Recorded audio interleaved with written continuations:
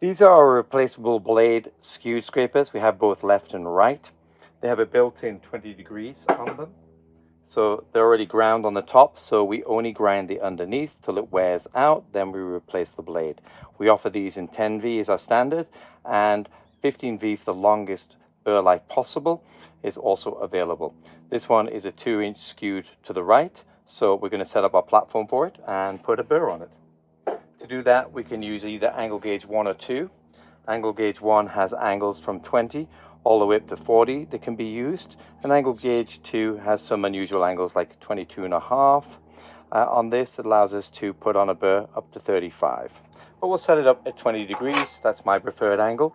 And by setting it here, we place the angle gauge on the platform, we bring it up to the wheel, and then we draw it up until it engages, and then it locks, and then we tighten this up on both sides, and we're set to go.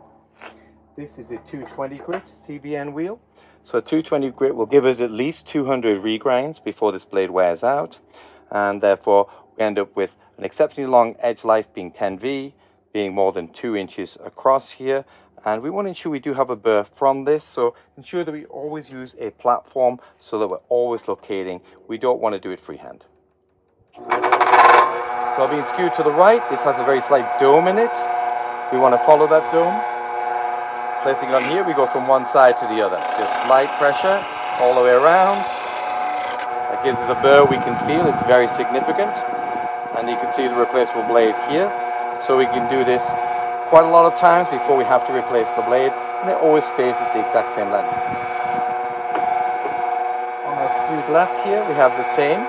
It's skewed to the left side, so we're going to put a burr on this, bringing it up so it's almost parallel to the wheel at the front, slightly domed.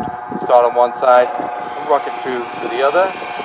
That gives us a nice burr all the way along here, ready to be